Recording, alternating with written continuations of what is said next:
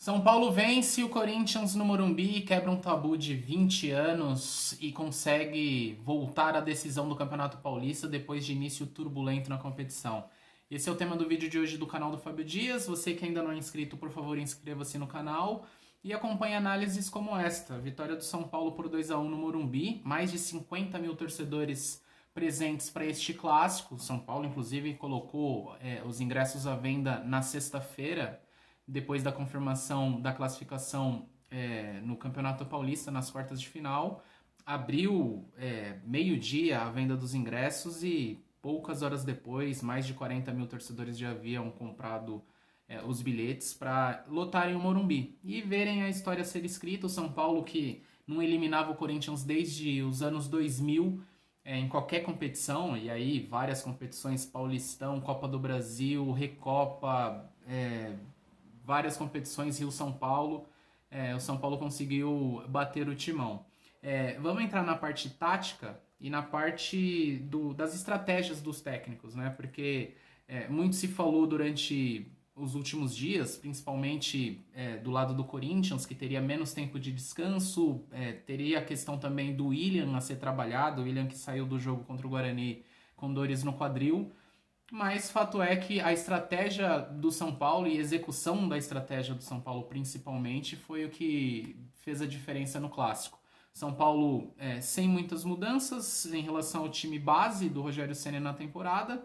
Jandrei o goleiro, Rafinha lateral direito e com um poder de liderança incrível na lateral direita. Dupla de zaga com Diego e Léo.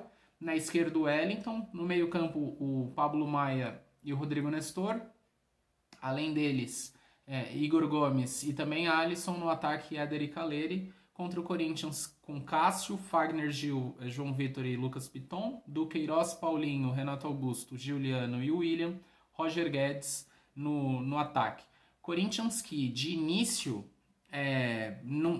nas peças pelo menos, não teve mudança, mas na execução da estratégia, da proposta de jogo sim. Porque no início da partida, e isso foi até mais ou menos 30 minutos do primeiro tempo, Renato Augusto, que é a cabeça pensante, o organizador desse time, em vez de jogar no meio-campo, foi jogar mais à frente.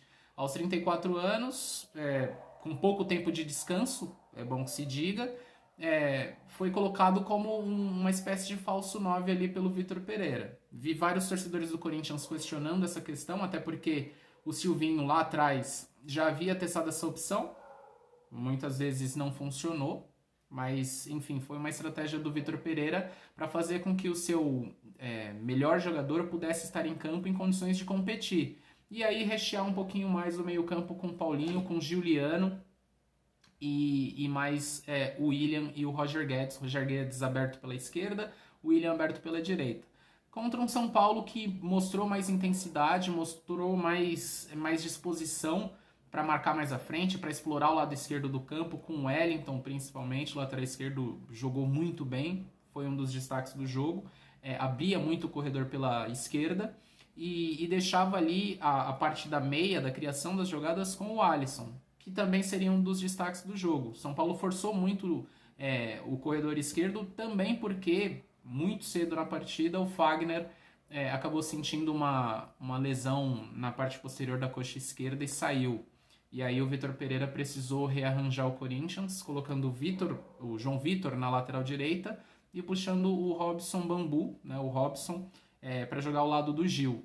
Essa estratégia por si só fez com que o Corinthians não tivesse uma saída de bola tão qualificada. Não só a saída do Fagner, como também colocar o Renato Augusto lá na frente. Por quê? O Renato Augusto normalmente é o cara que auxilia o Duqueiroz na saída de bola, que pega a bola dos zagueiros e começa a construção das jogadas. O Corinthians até conseguiu, em vários momentos, subir um pouquinho a marcação e tirar um pouquinho da posse de bola do São Paulo, tirar um pouquinho da capacidade que o São Paulo tem, especialmente com a dupla Pablo Maia e Rodrigo Nestor, de articular as jogadas desde trás. Em vários momentos a pressão que o Corinthians exerceu, não lá em cima, não na área do Jandrei, mas a pressão ali na altura do centro do campo, né, da linha que divide o gramado, dificultou muito o jogo do São Paulo.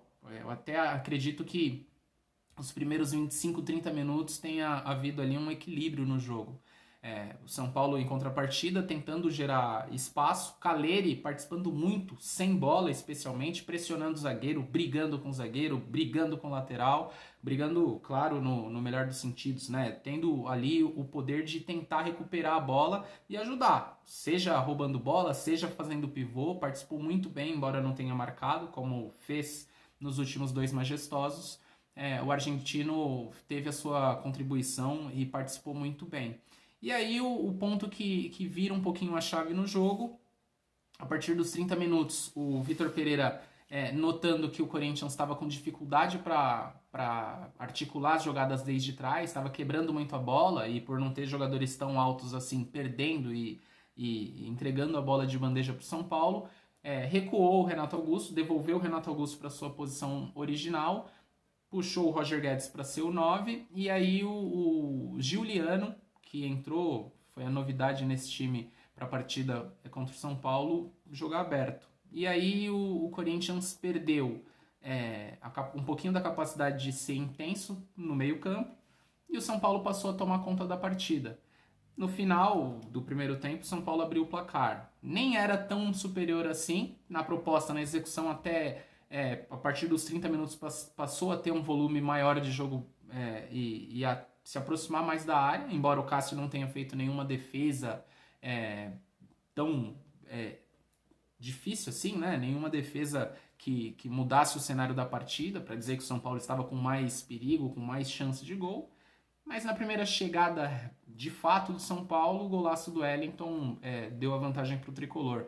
Uma triangulação bem feita pela esquerda, pela meia esquerda, passe do Rodrigo Nestor e uma sapatada do Wellington, numa jogada que começa num pivô do Caleri, né? Jogada que começa do lado direito, o Caleri faz o pivô, abre na direita, tem o cruzamento, o Giuliano salva uma chance perigosa ali na pequena área, e aí na continuação do lance o Wellington faz o gol. O Wellington, um dos 5 jogadores de Cotia que começaram a partida, ótimo jogo do Wellington. Acho que para a sequência da temporada, salvo questão de rodagem de elenco, de excesso de jogos e de sequência de temporada, acho que o Wellington tomou a condição de titular do Reinaldo, né? No início da temporada já havia um indício disso, e o Wellington, pela partida que fez hoje, se credencia não só para jogar as 2 finais contra o Palmeiras, mas principalmente ter ali um jogador para dar sequência ao longo da temporada, né? Assumir a posição, algo que lá no ano passado, ainda quando o Crespo era técnico, havia muita dúvida, porque o São Paulo não criava tantas chances e o Reinaldo é um escape, ofensivamente falando, muito interessante. Mas sem bola, o Wellington vai melhor, e com bola ele tem apoiado com eficiência. E fez um golaço hoje, né? Um baita golaço o Wellington. O Corinthians no segundo tempo foi obrigado a sair, precisou mudar as peças, o Mosquito foi a campo, o Júnior Moraes foi a campo, partida muito discreta do Paulinho, foi um dos substituídos. Aliás, nos últimos jogos o Paulinho tem sido bastante discreto, pode ter a ver com a questão física, pode ter a ver também com poucos espaços cedidos, né, na entrada da área. O Paulinho, que é muito bom infiltrando na área, hoje ele até jogou um pouquinho mais recuado para tentar ajudar o time a articular um pouquinho melhor a saída de bola, mas não funcionou. Partida muito ruim do Paulinho. E o William também não conseguiu se destacar. Pode ter a ver com a questão física, pode ter a ver com a questão, especialmente das dores que o William teve no quadril no jogo contra o Guarani. Saiu de campo no início do segundo tempo por conta disso e era dúvida para o Clássico. Jogou, começou como titular, mas não conseguiu ter aquelas jogadas individuais que costumam caracterizar o jogo do William. Não conseguiu finalizar, enfim, foi um jogo também discreto do William. O Corinthians tentou jogar, mas não conseguiu. São Paulo manteve-se ali equilibrado, um time que podia, ou até não criou tantas chances assim, mas também não cedeu tantas chances. Aliás, cedeu uma chance para o Corinthians, que foi uma jogada do Jô, quando entrou já na segunda metade do segundo tempo, uma jogada que o Jô gira em cima do Diego Costa e finaliza para o gol. A bola passou rente ao poste, inclusive. Mas o São Paulo conseguiu ser um time superior. Ao longo dos 90 minutos, o São Paulo mereceu a vitória. Na reta final do jogo, melhor, antes da reta final do jogo, o São Paulo ampliou o marcador aos 17 minutos, uma jogada pela direita. Falei do Wellington, que era um dos 5 jogadores de Cotia que foram a campo como titular. O Igor Gomes começou a jogada, ele que tem sido criticado e no último jogo o Rogério Ceni até fez questão de elogiá-lo pela disposição, pela entrega que ele tem e pela forma como ele costuma ser útil, né, coletivamente falando. Então ele foi uma peça importante para o São Paulo. Começou a jogada, abriu para o Caleri, que cruzou na área e aí o Alisson acabou fazendo o segundo gol e dando uma vantagem maior para o São Paulo, uma tranquilidade maior para a torcida também que lutou o Morumbi. E aí na reta final o Corinthians se lançou, foi pro tudo ou nada. O Corinthians nem criou tantas chances como eu disse há pouco, mas aos 40 minutos, pouco depois, o Jô recebeu a bola na área e... Recebeu não, né? Recebeu um presente, na verdade, do Jandrei. O Miranda recuou a bola, o goleiro do São Paulo teve ali um minuto de pane, perdeu a bola, o Jô tocou para o fundo do gol. Trouxe até um certo nervosismo, mas só pelo placar mesmo, porque não se justificava esse nervosismo pelo que foi o jogo no todo e pelo que o Corinthians não tinha criado. O Corinthians não conseguiu exercer a pressão que gostaria na reta final e o São Paulo conseguiu merecidamente chegar à decisão pelo segundo ano consecutivo. São Paulo quebra um tabu, portanto, de 22 anos sem eliminar o Corinthians por qualquer competição e mantém um tabu de 5 anos sem perder para o Corinthians jogando no Morumbi. São 10 jogos nesse período, com 7 vitórias agora e 3 empates. São Paulo vai à final, pega o Palmeiras. São Paulo que venceu 3 clássicos na temporada, perdeu um. Perdeu justamente para o Palmeiras, adversário da final. Palmeiras que, além de ter batido o São Paulo no Morumbi, não perdeu no Campeonato Paulista, né? Perdeu lá no Mundial de Clubes, neste ano, perdeu por 2-1 para o Chelsea, mas no Paulistão está invicto e vai ser um desafio gigantesco para o São Paulo, que vai tentar o bicampeonato. São Paulo vai bem, o Corinthians, pensando na temporada, vai ter 9 dias aí para se preparar em relação a estrear na Copa Libertadores. Vai estrear na altitude de La Paz, lá contra o Always Ready, da Bolívia. E vai precisar entender qual vai ser a melhor forma de usar esse elenco.